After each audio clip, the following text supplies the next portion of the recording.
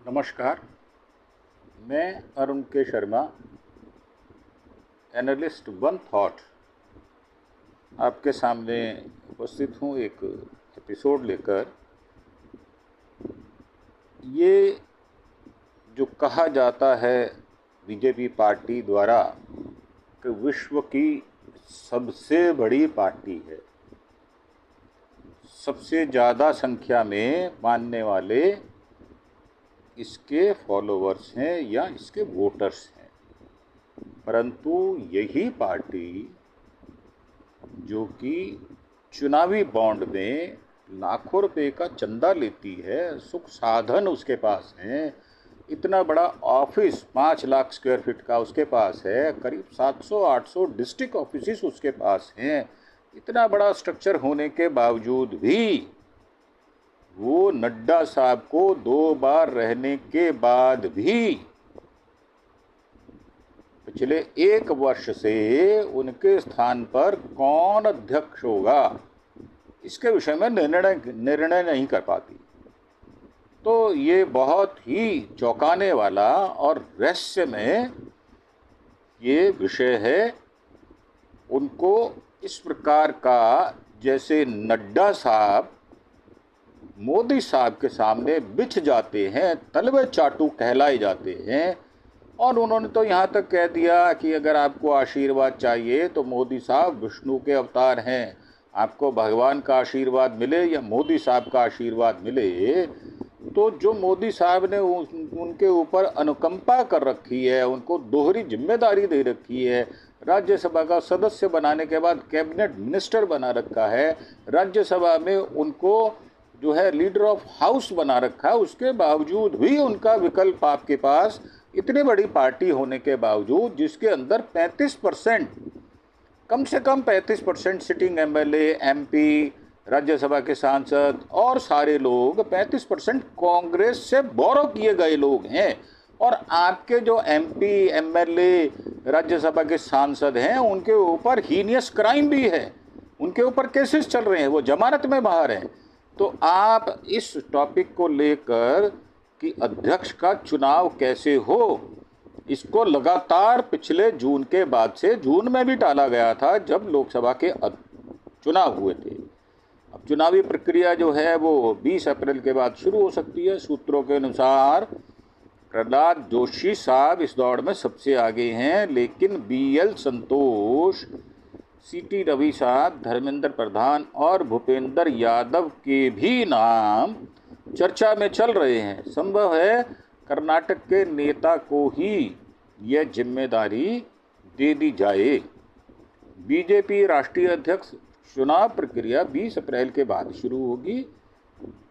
ये बहुत ही ऐसा विषय है जिसमें दूसरे किसी को बोलने का ना तो हक है और ना ही कोई फैसला लेने का उनके पास अख्तियार है।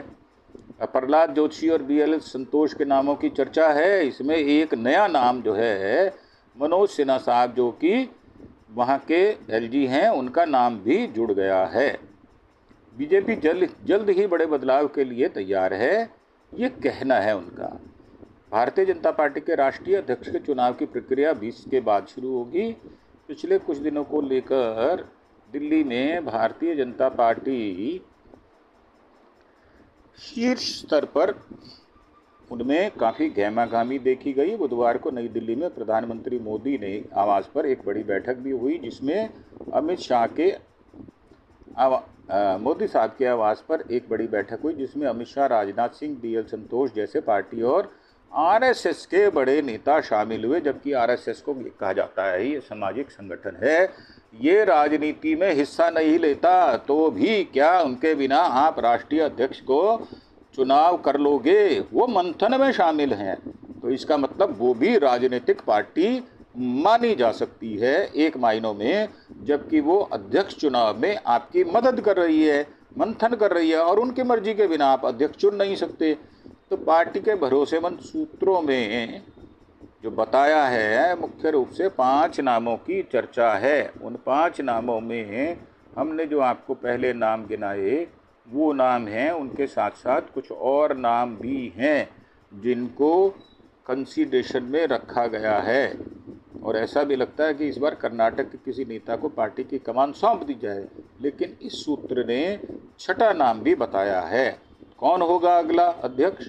केंद्रीय प्रहलाद जोशी का नाम चल रहा है। इसके अलावा 4 नाम और बताए जाते हैं। और जो चौंकाने वाला छठा नाम है उसको भी जो है हम आपसे बात करेंगे।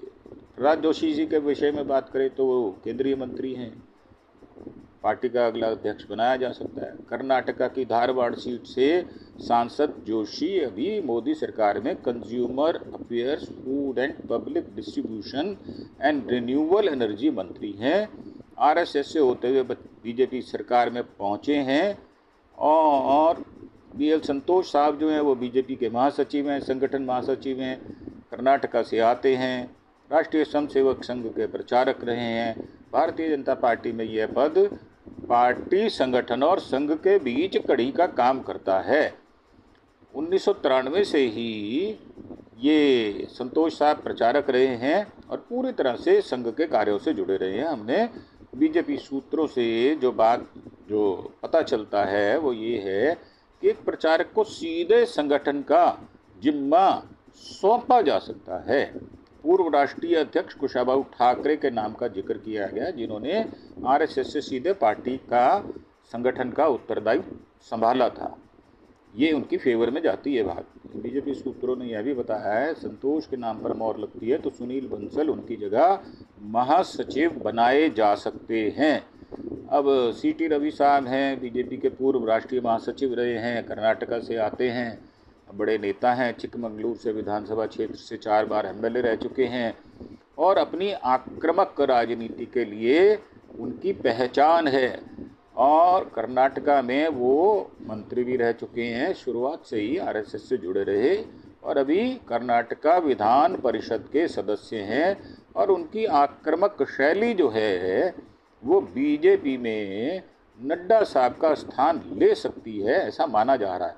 धर्मेंद्र प्रधान है, वो केंद्रीय शिक्षा मंत्री हैं और काफ़ी चर्चित नाम हैं। आरएसएस वाला बैकग्राउंड और उनकी ज़बरदस्त संगठन क्षमता जो है वो बहुत अच्छी है। इस वजह से उनको भी जो है कंसीडरेशन में रखा गया। बैकग्राउंड रणनीतिकारों में उनकी जो भूमिका है वो अधिक बताई जाती है और चुनावी समीकरण बिठाने में भी इनके कौशल का पार्टी ने खूब इस्तेमाल भी किया है और उनकी सराहना भी की है। उड़ीसा के संबलपुर लोकसभा सीट का प्रतिनिधित्व करते हैं भूपेंद्र यादव हैं, जो कि लोकसभा सांसद हैं और अभी केंद्र में पर्यावरण, वन, जलवायु परिवर्तन मंत्रालय संभाल रहे हैं। भूपेंद्र यादव भी एक बीजेपी के धुरंधर रणनीतिकारों में शामिल हैं। चुनाव जिताने वाली मशीन की तरह काम आते हैं। संघ का बैकग्राउंड और बेहतरीन संगठन क्षमता की वजह से बीजेपी नए अध्यक्ष के तौर पर इनके नाम की भी चर्चा कर रही है। मनोज सिन्हा साहब का भी नाम आ रहा है। भारतीय जनता पार्टी के जो सूत्र हैं वो बताते हैं कि सबसे चौंकाने वाला संभावित नाम यही है। जम्मू कश्मीर के लेफ्टिनेंट गवर्नर, प्रधानमंत्री मोदी पार्टी को चौंकाने वाले फैसले लेने के लिए जानी जाती है। ऐसे में मनोज सिन्हा भी राष्ट्रीय अध्यक्ष के तौर पर सामने आ जाएं तो हैरानी नहीं होनी चाहिए। ये कहा जा रहा है 2020 में राष्ट्रीय अध्यक्ष हैं, 2020 से नड्डा साहब। अब इनको देखें तो 5 साल हो गए हैं और 1 साल ऊपर भी हो गया है। कार्यकाल जून 2024 तक बढ़ाया गया था, ये भी बढ़ा हुआ था। उसके बावजूद भी आज अगर 7 महीने उधर और 4 महीने इधर, 1 साल 11 महीने हो चुके करीब 11 महीनों में आप अपना अध्यक्ष नहीं चुन पाए, तो ऐसी कौन सी कौशल वाली पार्टी है जो अपना अध्यक्ष नहीं चुन पाती और उसका चुनाव नहीं करती, वो नॉमिनेट करती है। हरियाणा, महाराष्ट्र, झारखंड, दिल्ली के चुनावों के कारण ये टल गया था, क्योंकि उसमें जो नड्डा साहब ने इन राज्यों में सेटिंग की थी ईवीएम की, वो बड़ी विलक्षण थी और वो कारगर भी रही है और उसमें उनको विजयश्री भी मिली है। तो लगता है कि ये अभी उनके जोड़ का दूसरा व्यक्ति ढूंढना बीजेपी के लिए टेढ़ी खीर बना हुआ है। अब जनवरी में होना था पहले, अप्रैल आधा बीत गया, अभी भी चुनाव नहीं हुआ और 5 साल से बीजेपी के राष्ट्रीय अध्यक्ष हैं। 2019 में अमित शाह के गृह मंत्री बनते ही जेपी नड्डा को बीजेपी का कार्यकारी अध्यक्ष बनाया गया था 2019 में। 6 महीने बाद 20 जनवरी 2020 को उनको सर्वसम्मति से राष्ट्रीय अध्यक्ष चुना गया था। पहला कार्यकाल उनका जनवरी 2023 में ख़त्म हुआ था, लेकिन इसे 2024 तक तब भी बढ़ाया गया था। लोकसभा चुनाव के बाद जेपी नड्डा कैबिनेट मंत्री बन गए। फिर महाराष्ट्र, हरियाणा जैसे चुनावों में चुनाव के कारण नए अध्यक्ष का चुनाव लटक गया। दूसरों को दोषारोपण देने वाली बीजेपी इस प्रकार काम करती है। दूसरी पार्टियों के आंतरिक मामलों में दखल देने वाली बीजेपी, हुड़दंगी पार्टी, ये क्या क्या नहीं बोलते दूसरे के बारे में, और इतना दम्भ सर पर चढ़ा हुआ है इनके कि इनसे अगर बात कर लें तो आपका मानसिक संतुलन भी बिगड़ सकता है। ऐसे अड़ियल और ऐसे रिजिडिटी वाले लोग हैं जो जिस बात को पूछा जाए उसका जवाब नहीं देते। बात अगर होम मिनिस्टर की हो तो विदेश मंत्री बात करते हैं, और अगर बात फाइनेंस की हो तो कोई और मंत्री बात करता है। ये इनकी रणनीति रही है। और मोदी साहब खुद जो है वो मन की बात 1000 तो करते हैं, परंतु किसी के मन की बात को नहीं सुनते। उनके यहाँ आंतरिक लोकतंत्र भी नहीं है।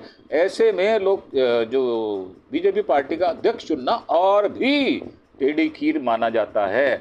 बीजेपी के संविधान के मुताबिक कोई भी व्यक्ति लगातार 2 टर्म के लिए अध्यक्ष चुना जा सकता है, लेकिन रिपोर्ट्स के मुताबिक नड्डा साहब की जगह नया अध्यक्ष उनको मिल नहीं रहा। इनकी देरी की वजह 3 है। विपक्षी नैरेटिव की काट खोज रही है बीजेपी। नई टीम में महिलाओं को जगह देने की बात चल रही है, और आरएसएस चाहता है विचारधारा के लिए समर्पित युवाओं को मौका मिले। ये जो उम्र दराज लोग हो गए हैं, मोदी साहब भी 75 साल के होने वाले हैं, मोहन भागवत खुद भी 75 साल के होने वाले हैं, बहुत सारे इनके ऐसे कांग्रेस से भी आए हुए ऐसे लोग हैं जो 75 साल के होने वाले हैं। तो राष्ट्रीय अध्यक्ष बनने के लिए 8 दावेदार की भी बात की जा रही है, जिसमें शिवराज सिंह चौहान, सुनील बंसल, धर्मेंद्र प्रधान का हमने पहले दे दिया। रघुवर दास जो है वो झारखंड के पहले गैर आदिवासी मुख्यमंत्री रहे हैं। उन्होंने 5 साल तक स्थिर शासन दिया, जो राज्य में पहली बार हुआ उनकी ज़मीनी कार्यकर्ताओं और भारतीय जनता पार्टी संगठन में मजबूत पकड़ है। ओबीसी समुदाय से आने के कारण भारतीय जनता पार्टी को सामाजिक समीकरण में नई बढ़त मिल सकती है। इसी वजह से पूर्वोत्तर में भारतीय जनता पार्टी को विस्तार मिल सकता है। वैसे तो कहने को स्मृति ईरानी का भी नाम लिया जा रहा है, पर मुझे लगता नहीं है, ना तो उनको प्रशासनिक इस प्रकार का अनुभव है, और जैसे बड़बोले बोल उनके होते हैं तो उनको मौका मिलेगा, ये बिल्कुल असंभव सी बात है। वनिति श्रीनिवासन ये महिला मोर्चा की राष्ट्रीय अध्यक्ष हैं। संगठनात्मक कार्यों में उनका अनुभव है। 1993 से भारतीय जनता पार्टी के साथ जुड़ी हुई हैं।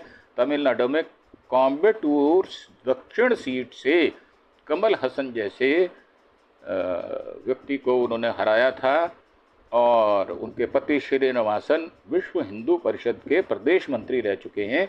ऐसे में संघ परिवार उनके विषय में भी विचार कर रहा है। एक और नाम है तमिली साई सौंदर्यराजन। 99 से ये भारतीय जनता पार्टी से जुड़ी हुई हैं। राष्ट्रीय सचिव रह चुकी हैं। तमिलनाडु में प्रदेश की अध्यक्ष 2014-19 में रह चुकी हैं। मोदी की और गृह मंत्री अमित शाह साहब की करीबी नेताओं में गिनी जाती हैं, परंतु मुझे लगता है इनको भी शायद न चुना जा सके। डी पुरेंद्रेश्वरी हैं, जो पूर्व मुख्यमंत्री टीडीपी संस्थापक एनटी रामा राव की बेटी हैं, और कांग्रेस में रहकर केंद्रीय मंत्री के रूप में उन्होंने काम किया, फिर बीजेपी में शामिल हो गई। फिलहाल आंध्र प्रदेश भारतीय जनता पार्टी की वो अध्यक्ष हैं। अब चुनाव कैसे होता है बीजेपी में? संविधान और नियम की धारा 19 के अध्यक्ष के चुनाव का प्रधान इनके मुताबिक ऐसे होता है। राष्ट्रीय परिषद और प्रदेश परिषदों के सदस्यों का इलेक्टोरल कॉलेज बनता है। वही इलेक्टोरल कॉलेज जो है वो राष्ट्रीय अध्यक्ष का चुनाव करता है। चुनाव पार्टी के राष्ट्रीय कार्यकारिणी के बनाए गए नियमों के तहत होता है। चुनाव के लिए नॉमिनेशन फॉर्म भरना होता है, पर मुझे लगता नहीं है कभी भी इस तरह के नॉमिनेशन फॉर्म भरने के बाद किसी को राष्ट्रीय अध्यक्ष बनाया गया हो। वो कुछ शर्तें हैं, जैसे वो 15 साल से पार्टी की प्राथमिक सदस्य रहा हो, इलेक्ट्रॉल में कम से कम 20 सदस्य उसके प्रस्तावक हों, और कम से कम 5 ऐसे राज्य हैं जहां राज्यों से आए जहां राष्ट्रीय परिषद के चुनाव हो चुके हों। प्रस्ताव पर उम्मीदवार का दस्तखत यानी सिग्नेचर होना जरूरी होता है। अब ये बीजेपी अध्यक्ष के सामने 12 अहम चुनाव जो हैं आने वाले हैं, आगे उनके कार्यकाल में आएंगे। 2025 में बिहार का चुनाव, 2026 में पश्चिम बंगाल का चुनाव, तमिलनाडु और केरल का, असम का चुनाव भी आएगा। 26 जो है वो काफ़ी मुश्किल होने वाला है बीजेपी अध्यक्ष के लिए। 2027 में उत्तर प्रदेश, उत्तराखंड, पंजाब विधानसभा, गोवा, मणिपुर और राष्ट्रपति और उपराष्ट्रपति का भी चुनाव होगा।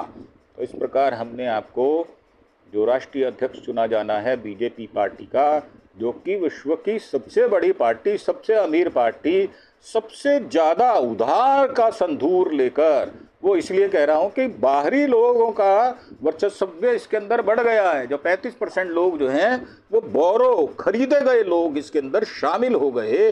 कई पार्टियों के दागदार नेता भी इसके अंदर हैं। ऐसे में अध्यक्ष का चुनाव और भी विकट हो जाता है। आने वाले दिनों में देखा जाएगा, इस पर पैनी निगाह रखी जाएगी और आपको अवगत भी कराया जाएगा। इसी के साथ आपसे आज्ञा चाहेंगे, एक प्रार्थना अंत में, कि आप हमारे चैनल अरुण के शर्मा एनालिस्ट वन थॉट को सब्सक्राइब अवश्य करें और साथ ही इसको लाइक और शेयर भी करें। धन्यवाद। Thank you. जय हिंद, जय भारत।